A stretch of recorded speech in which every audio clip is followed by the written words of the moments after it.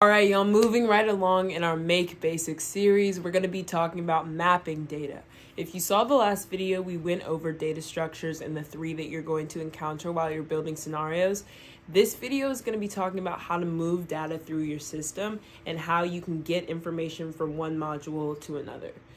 My name is Zaria. I'm the founder of Chain Solutions, an AI automation agency delivering custom software for businesses that are looking to get ahead with less time, less money, and less effort. Without further ado, let's get started.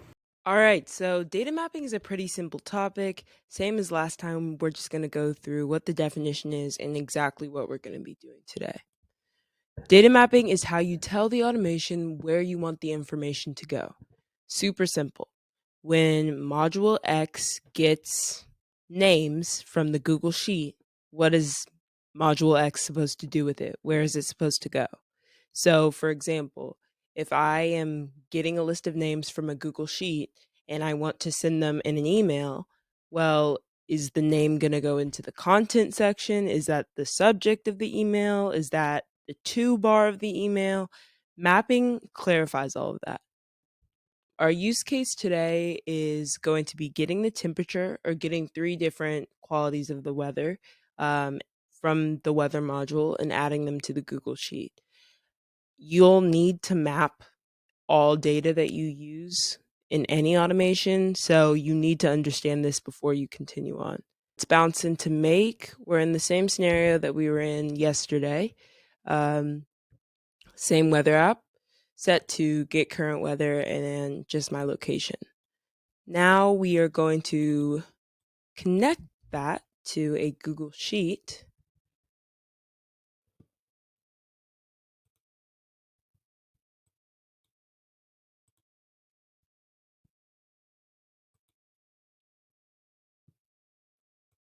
You can see I already have a connection set up, and I already set up a sheet just for this.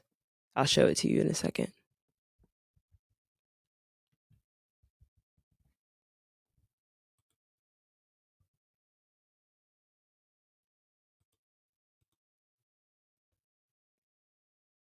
You can see it auto-populates with the headers. As long as you clarify that there are headers, it automatically detects them and adds them in here. So this is what we're working with. Pretty simple. I just gave the sheet a title and established three columns. I want the maximum temperature, the minimum temperature, and the status of the weather. So to do that, we are going to map three elements into our sheet. The headers kind of tell you exactly where everything's supposed to go. But whenever you have a module that produces its own data or gets its own bundles, they'll be able to map without running the scenario.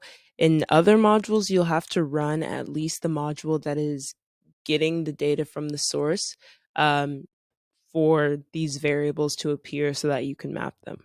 But we'll get into that in a later video. Since we don't have a max and minimum temperature option, I think that might be in get the forecast. Let's just do temp. And let's say I want to know what time the sunset is.